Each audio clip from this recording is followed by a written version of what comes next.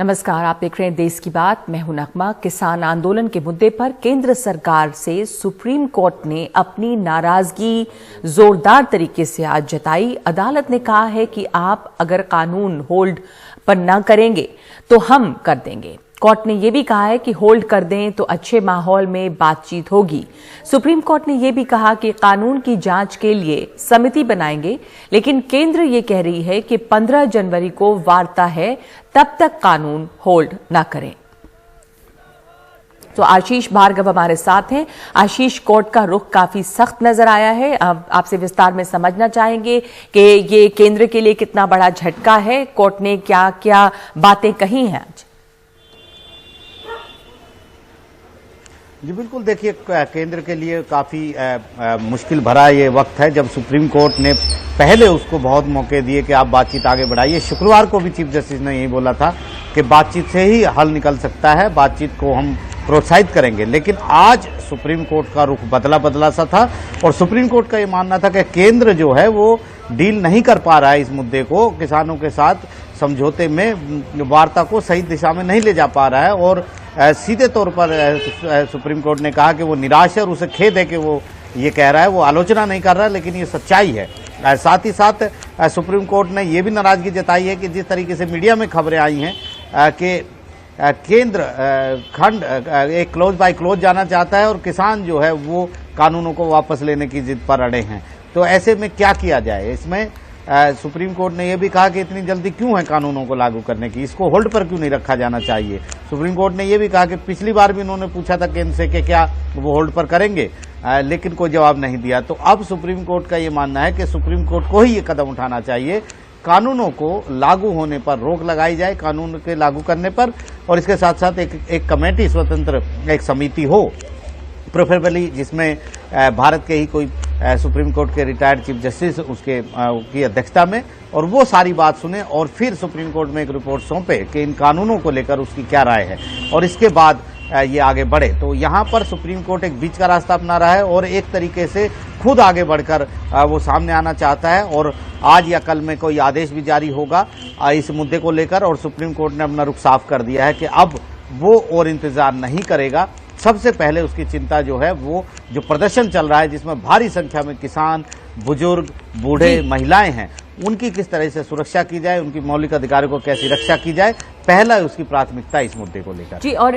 इसके अलावा जो आप बात अभी कह रहे हैं कि सुप्रीम कोर्ट ने क्या क्या कहा, केंद्र ये भी कह रही है कि अभी 15 तारीख को एक और दौर की बातचीत है, उसके बाद कानून होल्ड किया जाए, तो ये माना जाए कि 15 तक तो कुछ ऐसा शायद नहीं होगा। और दूसरे की जो 26 जनवरी के मौके पर रैली की बात है, किसान बार बार ये बात कह चुके हैं कि वो ट्रैक्टर रैली निकालेंगे, उस पर भी आज तुषार मेहता की तरफ से कहा गया था कि इसकी इजाजत न दी जाए। तो उसको लेकर क्या कहा कोर्ट ने?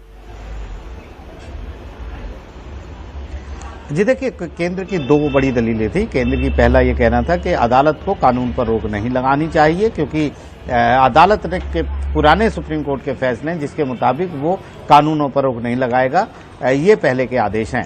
दूसरी उनकी दलील ये थी कि अभी बातचीत का दौर जारी है, तो फिलहाल सुप्रीम कोर्ट को किसी भी तरह के कोई आदेश जारी करने की जरूरत नहीं है।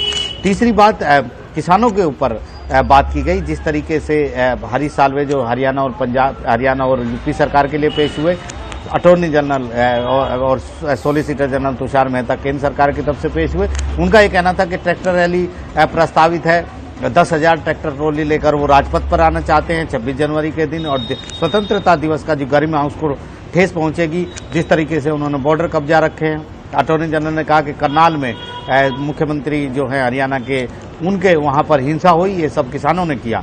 ये तमाम दलीलें थी और कहा गया था कि किसानों को कहा जाए कि वो इस तरह के प्रदर्शन ना करें, रोक लगाई जाए, लेकिन इससे सुप्रीम कोर्ट ने साफ इंकार कर दिया है। सुप्रीम कोर्ट ने कहा है कि वो कानून को तोड़ने वाले को प्रोटेक्शन नहीं देगा, लेकिन एक बात साफ कर रहा है कि किसी भी तरीके का जो विरोध प्रदर्शन किसान कर रहे हैं वो उनको कर्टेल नहीं करेगा। नागरिकों को ये नहीं कहेगा कि वो विरोध प्रदर्शन नहीं कर सकते। हाँ, सुप्रीम कोर्ट ये जरूर विचार कर सकता है कि वो उनको कहे कि आप इस जगह पर प्रदर्शन नहीं कर सकते, आप दूसरी जगह पर चले जाएं। तो केंद्र सरकार के लिए आज दिन काफी मुश्किल भरा रहा है सुप्रीम कोर्ट में। जी धन्यवाद आपका आशीष, इस पूरी चर्चा को विस्तार से समझाने के लिए। और दूसरी तरफ जब अब जहां पे ये केंद्र सरकार के लिए बहुत अच्छा दिन नहीं रहा है और कोर्ट की तरफ से सख्ती कोर्ट के सुर में नजर आई है केंद्र को लेकर, वहीं किसान जहां पर मौजूद हैं वहां पर क्या स्थिति है? हमारे सहयोगी रवीश रंजन और मुकेश सिंह सेंगर वहां पे मौजूद हैं।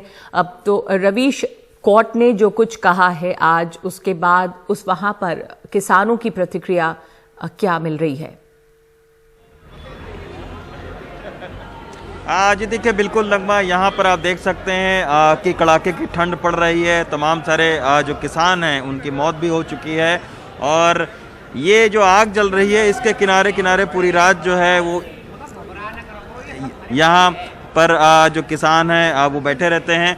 अच्छा, आज जो सुप्रीम कोर्ट ने टिप्पणी दी है कि बुजुर्ग जो किसान हैं उनको वापस चले जाना चाहिए, घर चले जाना चाहिए, किस तरीके से देखते हैं आप लोग? देखो, माननीय सुप्रीम कोर्ट सर्वमान्य है हमारा। हाँ। पूरे, लेकिन बुजुर्ग की वजह से तो नौजवान जम रहे हैं यहाँ। अच्छा, बुजुर्ग देखा नहीं, 60 आदमी आज हमने खो दिया आज तक अपने। बुजुर्ग हमारे कितने चले गए, उनमें हमारे समझो 98% बुजुर्ग ही हैं जो शहीद हुए। उनका जज्बा देख के ये तो आदमी, आज लाखों आदमी पड़ा बॉर्डर पर, उनके जज्बे से पड़ा। अच्छा, आज जो सुप्रीम कोर्ट की टिप्पणी रही है उसको लेकर आप लोगों के बीच में क्या चर्चा है? देखो, सुप्रीम कोर्ट को ही हल निकालना पड़ेगा। हमारी कितनी 9 वार्ता होली, कुछ नहीं हो रहा इससे। सरकार वार्ता चलती रहेगी, झुकना ही पड़ेगा। सरकार को झुकना ही पड़ेगा, इसके अलावा और कोई चारा नहीं है। और सुप्रीम कोर्ट उठा के उन पे स्टे लगा दे और सरकार का इलाज हो जाएगा, किसानों की जीत हो जाएगी, आराम घर चले जाएंगे।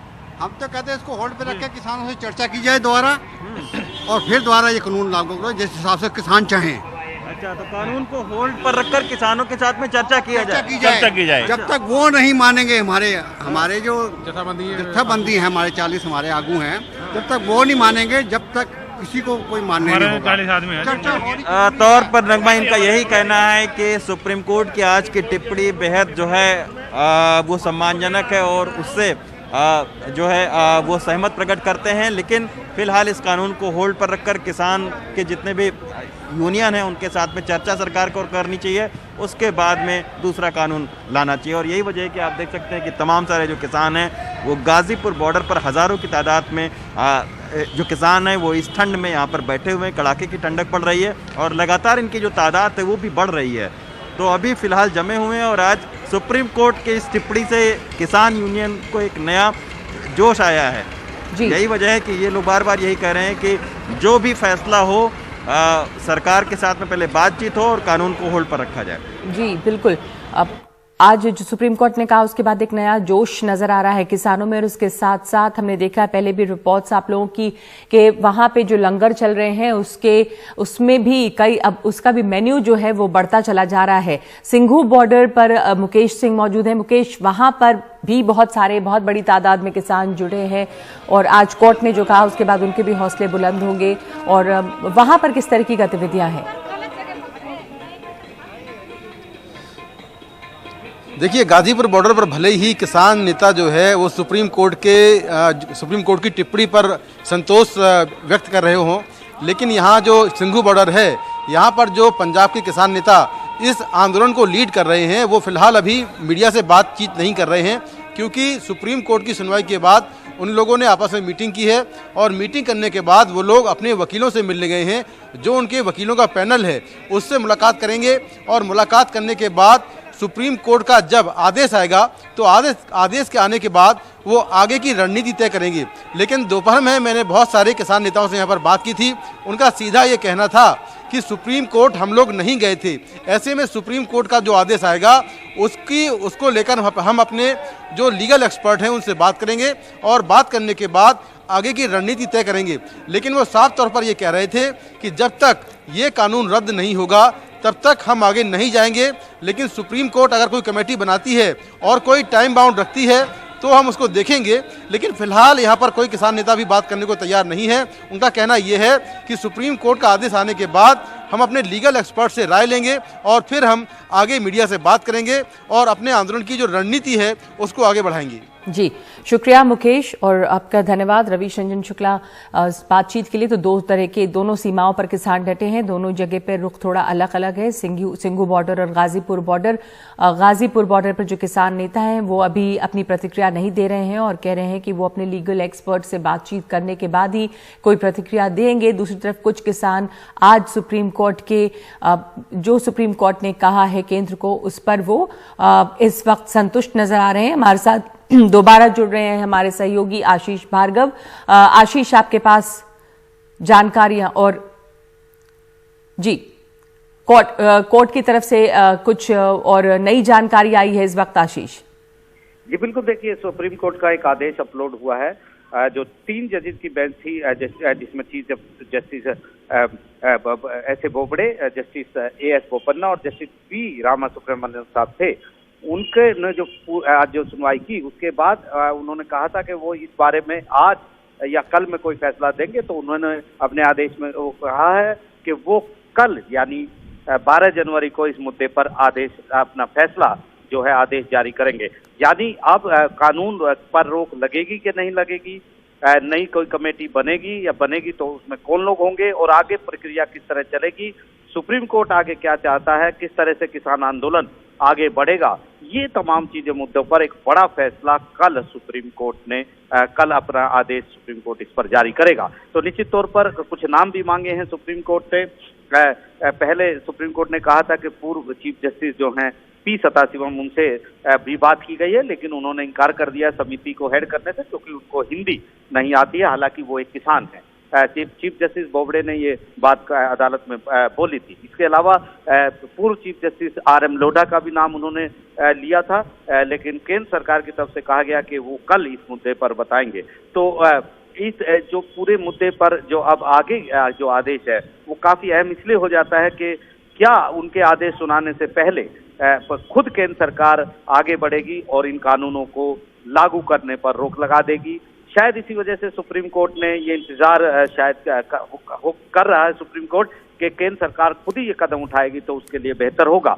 तो कल आदेश, अगर ऐसा कुछ नहीं होता है तो सुप्रीम कोर्ट का एक बड़ा आदेश कल आएगा और सुप्रीम कोर्ट ने ये बात चेता दी है, संकेत दे दिया है कि अगर सरकार वोट नहीं करती है इन कानूनों को लागू करने से तो सुप्रीम कोर्ट ही ये काम करेगा और इसमें ईगो की कोई बात नहीं होनी चाहिए। और सुप्रीम कोर्ट को लगता है कि अगर कानूनों पर रोक लगेगी और इसके बाद बातचीत आगे बढ़ेगी स्वतंत्र कमेटी के सामने तो इसका हल ज्यादा आसानी से निकाला जा सकता है। तो एक बड़ा आदेश कल सुप्रीम कोर्ट इस मुद्दे पर जारी करने जा रहा है। जी, बड़ी खबर है ये। सुप्रीम कोर्ट इसके ऊपर कल अपना फैसला दे सकता है। किसान आंदोलन पर सुप्रीम कोर्ट ने पहले अपनी नाराजगी जाहिर की थी और अब कल सुप्रीम कोर्ट का आदेश आएगा और उसके पहले देखना है कि केंद्र सरकार क्या कदम उठाती है किसान आंदोलन पर। और दिल्ली यूपी के गाजीपुर बॉर्डर पर किसानों की तादाद लगातार बढ़ रही है। अब यहां उत्तर प्रदेश और उत्तराखंड के हजारों किसानों ने डेरा डाल दिया है। ये भी तरह तरह के दृश्य नजर आ रहे हैं। रवीश रंजन की ये रिपोर्ट। गाजीपुर जो बॉर्डर है वहां पर लगातार जो किसान है वो धरने पर बैठे हैं और किसानों की अलग अलग तरीके से मदद करने के लिए तमाम सारे लोग आ रहे हैं। ये बच्चा आप देखिए, गुरप्रीत सिंह नाम है, ये अपना गुल्लक लेकर यहाँ पर आया हुआ है और वो भी पूरनपुर से आया हुआ है। पीलीभीत जिले से 12 साल का गुरकीरत सिंह अपनी गुल्लक का पैसा देने गाजीपुर बॉर्डर पहुंचा है। सिंधु और टीकरी बॉर्डर की तर्ज पर अब गाजीपुर बॉर्डर पर भी चंदा देने वालों की कतार लगी है।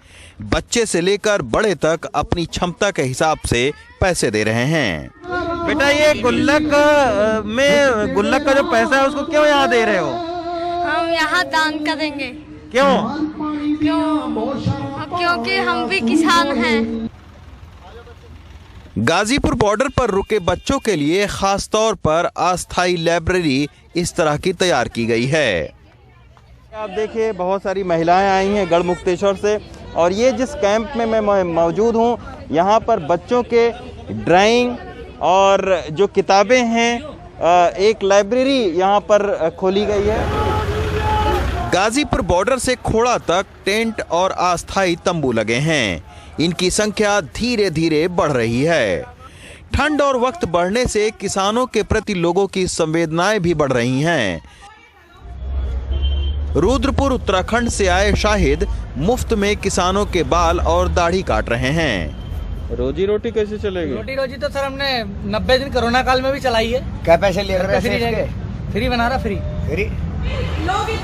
यही वजह है कि किसान और उनके साथ हमदर्दी रखने वाले लोग अलग अलग तरीकों से मदद करते हुए आपको यहाँ मिल जाएंगे।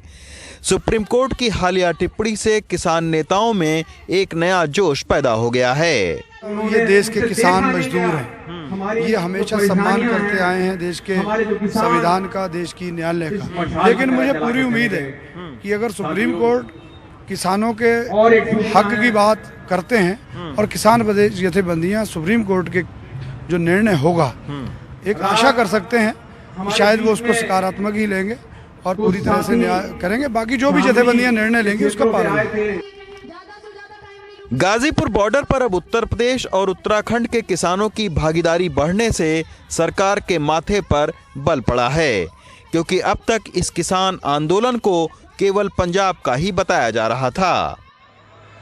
15 दिन पहले तक यहाँ कुछ दर्जन ट्रैक्टर ट्रालियां और सैकड़ों किसान ही दिखते थे, लेकिन वक्त बढ़ने के साथ अब इनकी तादाद हजारों में हो गई है। यही वजह है कि सरकार की टाइम बाई करने वाली जो रणनीति है वो किसान आंदोलन पर कारगर होते हुए नहीं दिख रही है। गाजीपुर बॉर्डर से जेवियर के साथ रवीश रंजन शुक्ला, एनडीटीवी इंडिया।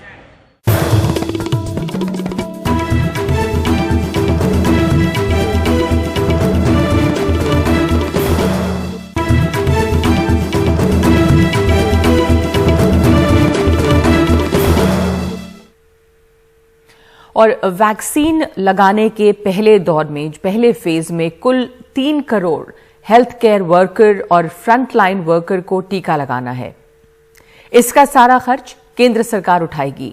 इसके बाद 27 करोड़ ऐसे लोगों का नंबर आएगा जिनकी उम्र या तो 50 साल से ज्यादा है या वो किसी पुराने गंभीर बीमारी के शिकार हैं। इनका खर्च कौन उठाएगा, इस पर अभी कुछ साफ नहीं है। 16 जनवरी से हम दुनिया का सबसे बड़ा टीकाकरण अभियान शुरू कर रहे हैं। ये हम सभी के लिए गौरव की बात है कि जिन 2 वैक्सीन को इमरजेंसी यूज ऑथराइजेशन दिया गया है वो दोनों ही मेड इन इंडिया है। इतना ही नहीं, 4 और वैक्सीन प्रोग्रेस में है।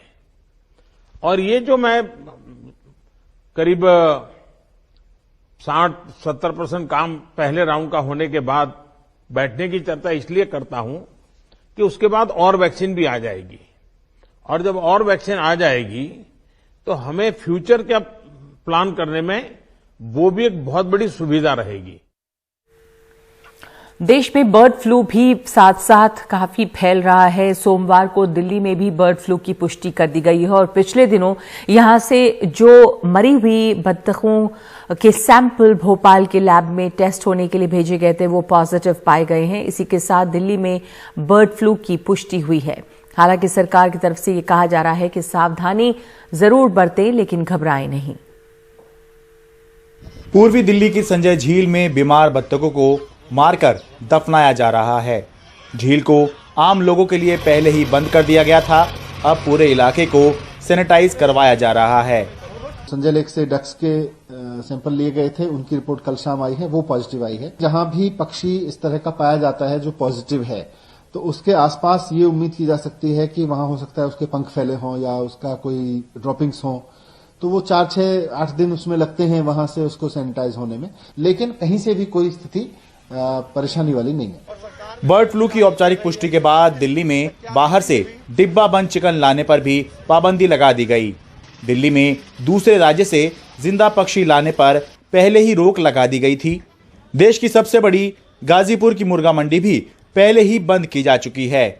हालांकि केंद्रीय पशुपालन मंत्री गिरिराज सिंह दिल्ली की गाजीपुर मंडी बंद किए जाने से नाराज हैं। पूरे देश के मुख्यमंत्रियों को पत्र लिख रहा हूं और केजरीवाल साहब से भी कह रहा हूं कि आप सारे चीजों को लें, देखें और देश में पैनिक ना करें। गाजीपुर मंडी आपका अधिकार क्षेत्र है, बंद करें। बीमारी फैलने के बाद महाराष्ट्र में मुंबई से तकरीबन 500 किलोमीटर दूर परभनी में मुर्गियों को खत्म किया जा रहा है। ये जानकारी प्राप्त होने के बाद जिला प्रशासन ने वो गांव को इन्फेक्टेड जोन बोल के डिक्लेयर किया है। गांव का 1 किलोमीटर का परिसर जो है उसमें तकरीबन जितने भी पोल्ट्री बर्ड्स है, तकरीबन 9 से 10 हजार पोल्ट्री बर्ड्स है, वो पूरे डिस्ट्रॉय करने का ऑर्डर हमने दिया है। 10 किलोमीटर का एरिया जो है गांव के पास का, उनमें से पक्षियों का कोई आवागमन नहीं होगा, कोई खरीदी नहीं होगी, कोई बिक्री नहीं होगी। गांव में मेडिकल टीम तैनात की गई है। सरकार की तरफ से कहा गया है कि बर्ड फ्लू का संक्रमण इंसानों में ना फैले, इसके लिए चिकन पूरी तरह पकाकर और अंडे उबालकर ही खाएं। जानकार भी एहतियात की सलाह दे रहे हैं। अभी दिल्ली में जो स्थिति है उसमें तो ऐसा नजर आता है कि मॉनिटरिंग अगर हम करते रहे तो हमें ज़्यादा मुश्किल नज़र नहीं आएगी और हमें ज़रूरत है कि इन चीज़ों पे ख़ास ख्याल रखें और वेटलैंड के किनारे एहतियात बरतें जाने में। पक्षियों से इंटरेक्शन के वक्त कैसे मास्क होना चाहिए, एहतियात बरतना बहुत ज़रूरी है। फ्लू की खासियत होती है कि वो फैलता है और बहुत तेजी से फैलता है, लेकिन दिल्ली सरकार का कहना है कि बर्ड फ्लू पक्षियों से इंसानों में तो फैलता है लेकिन इंसानों से इंसानों में नहीं फैलता, इसलिए सावधान होने की तो जरूरत है, डरने की नहीं। दिल्ली से मैं शरद शर्मा, एनडीटीवी इंडिया। और इस वक्त हमारे साथ जुड़े हैं हिमांशु शेखर। हिमांशु, केंद्र सरकार की इसके ऊपर क्या योजना है? दिल्ली में भी पुष्टि हुई है, बहुत सारी जगह कलिंग हो रही है बत्तखों की, लेकिन गिरिराज सिंह ने ये चिंता भी जताई है कि ये जरूरी नहीं है कि मंडियों को बंद किया जाए, तो क्या नीति अपनाने की बात चल रही है? देखिए, केंद्र सरकार की तरफ से ये कहा गया है कि गाजीपुर जैसी बड़ी मंडी को जिस तरह से बंद किया गया है, उसकी वजह से दिल्ली और आसपास के करीब 500 किलोमीटर में जो जिले हैं वहां पर बिजनेस प्रभावित हुआ है, जो पोल्ट्री का बिजनेस है, और इसलिए राज्य सरकारों को काफी सोच समझकर इस तरह के फैसले करने चाहिए। इसलिए उन्होंने अरविंद केजरीवाल को एक चिट्ठी लिखी है गिरिराज सिंह जी ने, और ये कहा है कि आप एक बार फिर से सोचें, अगर आपके पास तकनीकी या वैज्ञानिक सबूत हैं तो उसके बाद ही इतने बड़े स्तर पर मंडी को बंद करना चाहिए, क्योंकि भारत सरकार का ये मानना है कि इसकी वजह से न सिर्फ जो मुर्गी पालन का उद्योग है या फिर जो पोल्ट्री बिजनेस है वो प्रभावित हो रहा है, बल्कि जो मक्का के किसान हैं, जो छोटे किसान हैं, उनको काफी नुकसान हो रहा है, क्योंकि मक्के की जो कीमत है, जिसकी सबसे ज्यादा खपत मुर्गी मंडियों में होती है और जो मुर्गी पालन में होता है, वो डिमांड अचानक से गिर गया है। उसकी वजह से मक्का जो है वो एक बार फिर से काफी बाजार में सस्ता हो गया है और मक्का के किसान जो हैं वो बहुत तरह के संकट से जूझ रहे हैं। तो भारत सरकार की तरफ से ये कहा गया है कि ह्यूमन ट्रांसमिशन को लेकर बहुत सारी भ्रांतियां समाज में फैलाई जा रही हैं। राज्य सरकारों को बहुत सख्ती से इस तरह की जो कोशिशें हो रही हैं उससे निपटना चाहिए, और साथ ही ये मैसेज आम लोगों को देना बहुत जरूरी है कि इस बर्ड फ्लू से चिकन खाने से, अगर आप पका के अच्छी तरह से खाते हैं या फिर जो पोल्ट्री प्रोडक्ट्स हैं उनको अगर आप अच्छे से पकाकर बॉयल करके खाएं तो किसी को कोई खतरा नहीं है। जबकि मार्केट में आज स्थिति ये है कि चिकन की कीमत गिरती जा रही है, अंडा लोगों ने खरीदना बहुत इलाकों में बंद कर दिया है, और इसलिए भारत सरकार की तरफ से ये कहा गया है कि राज्य सरकारों को, अभी सभी मुख्यमंत्रियों को एक चिट्ठी भी लिखने वाले गिरिराज सिंह, और उनसे ये कहा जाएगा कि मौजूदा परिस्थिति में ऐसे कोई हालात नहीं है कि आप बड़े स्तर पर मंडियों को बंद करना शुरू करें, क्योंकि इससे जो पूरी जो मुर्गी पालन की जो अर्थव्यवस्था है और जो पोल्ट्री बिजनेस है वो पूरी तरह से प्रभावित हो रहा है। लोग डर गए हैं, आशंकित हो गए हैं, जबकि जो विश्व पशु संगठन है उसने बहुत साफ तौर पर कहा है कि अभी तक किसी भी तरह से ह्यूमन ट्रांसमिशन का कोई मामला सामने नहीं आया है। जी, ह्यूमन ट्रांसमिशन का कोई मामला सामने नहीं आया है, इस बात को ध्यान में रखना जरूरी होगा। लेकिन चूंकि एक कोरोना का दौर इतना लंबा खिंचा और उसके बाद अब ये शुरुआत हो गई है, तो लोगों में इस बात की घबराहट है, और जैसा हिमांशु बता रहे थे कि पोल्ट्री का कारोबार बहुत ज्यादा प्रभावित हुआ है बर्ड फ्लू की इस खबर से। लेकिन सरकार ये कह रही है कि इसमें इतना ज्यादा घबराने की जरूरत नहीं है। तो एक ब्रेक ले रहे हैं अभी हम।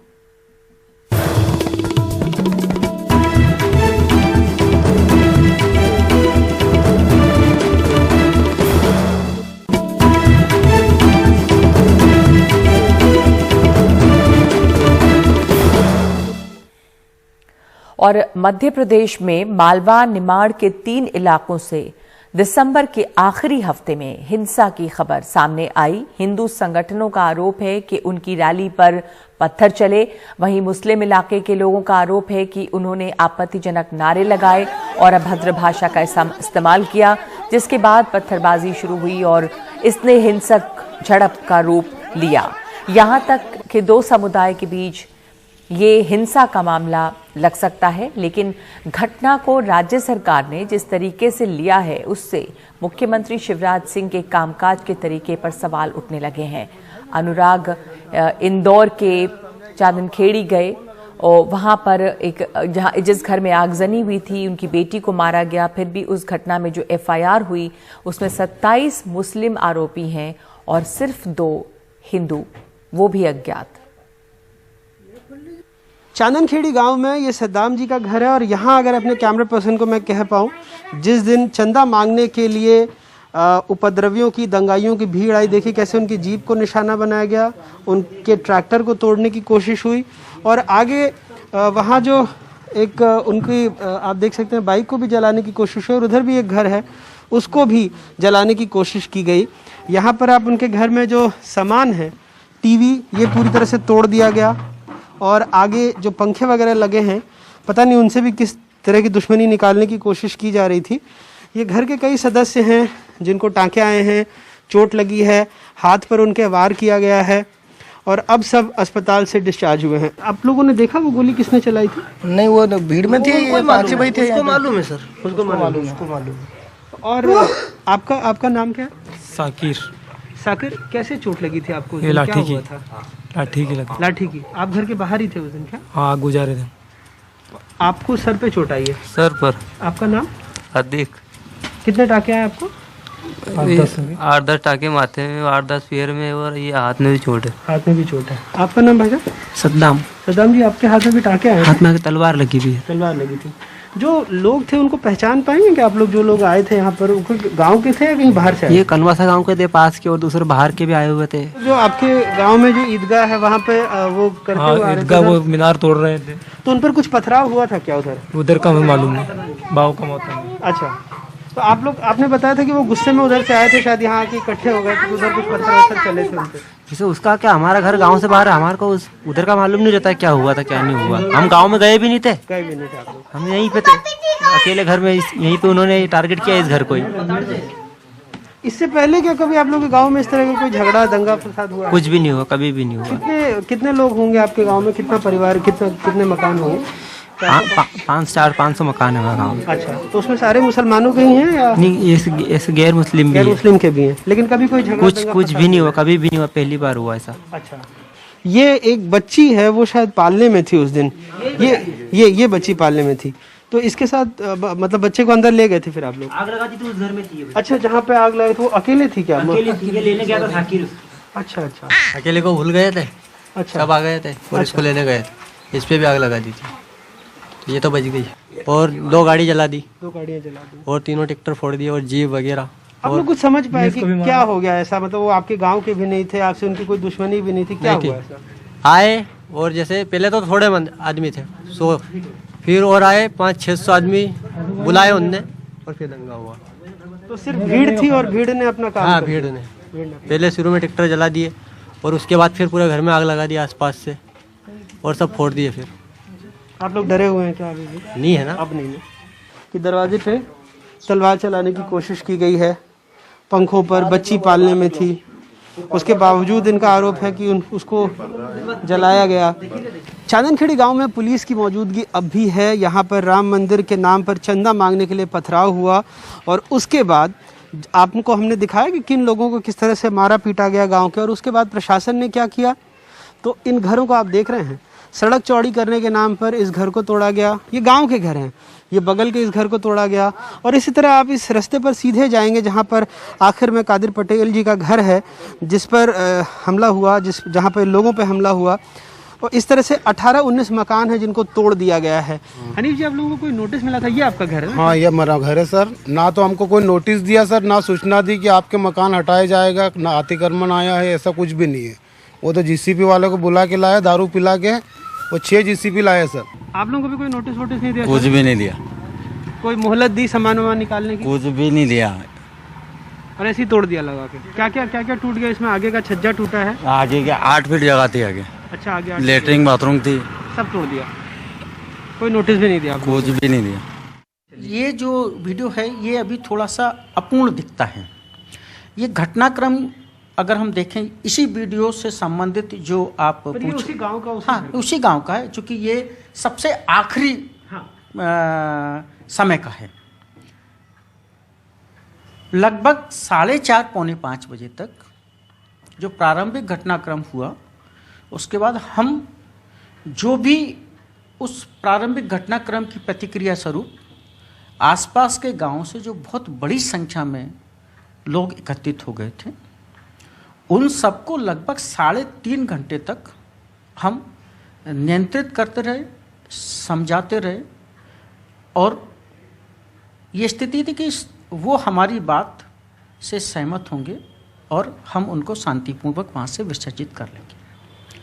उसी दौरान भीड़ में से कुछ लोग नाले के उस पार कुछ लोगों को देखकर उस तरफ नाले की तरफ दौड़े। जैसे ही नाले की तरफ 100-200 लोग दौड़े तो ऐसा दिखने लगा था कि दोनों आमने सामने हो जाएंगे और बहुत खराब स्थिति बन सकती है।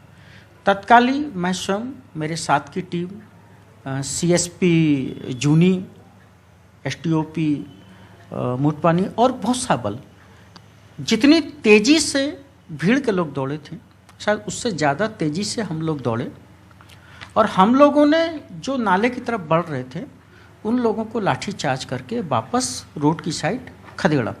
जो वीडियो आप दिखा रहे हैं उसमें जो लोग आपको भागते हुए खेत से वापस रोड तरफ आते दिख रहे हैं, वो वही लोग हैं जो हमारी टीम उनको खदेड़ रही है। उसी दौरान नाले के उस पार एक छत से, यहाँ बहुत सारे लोग थे जिनके पास में लाठी डंडे थे, वहाँ से 2 फायर हुए, जो पुलिस की मौजूदगी में 2 फायर हुए। तो हमारे द्वारा जिस घर से फायर हुए थे वहाँ 2 टीयर गैस सेल फेंके गए। जिस घर से फायर हुए थे वहाँ से हम लोगों ने 3 युवकों को जो छत पर चढ़े हुए थे उन लोगों को पकड़ कर वापस लौटे। तो जब भीड़, चूंकि हम लोग टीयर गैस सेल चला चुके थे, जो भीड़ नाले के उस तरफ जाने की कोशिश कर रही थी उस पर लाठीचार्ज कर चुके थे, तो जो वो भागकर आ रही थी, तो उस भागती हुई भीड़ ने जो सबसे किनारे का घर था, उस घर के लोगों के साथ में एक विवाद हुआ, एक झगड़े का इंसिडेंस दिख रहा है, इसी वीडियो में दिखता है।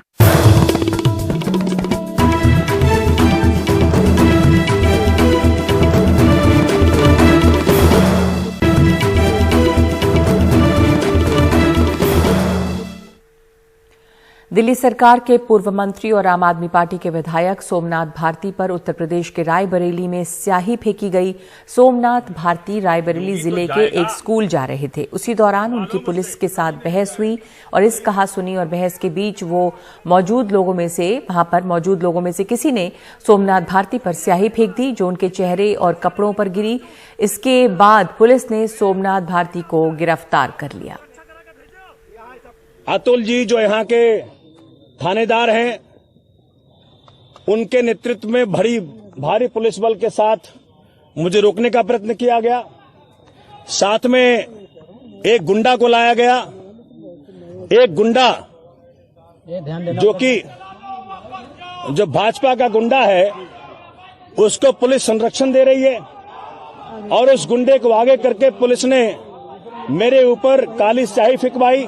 कानूनों का धज्जे उड़ाने वाले योगी के इशारे पर यह सारा काम हो रहा है। इससे उत्तर प्रदेश की जनता के सामने साफ साफ मैसेज जा रहा है कि योगी के अंदर गुंडा राज है और गुंडे राज में कोई भी सुरक्षित नहीं है। तो इस वक्त देश की बात में इतना ही। नमस्कार।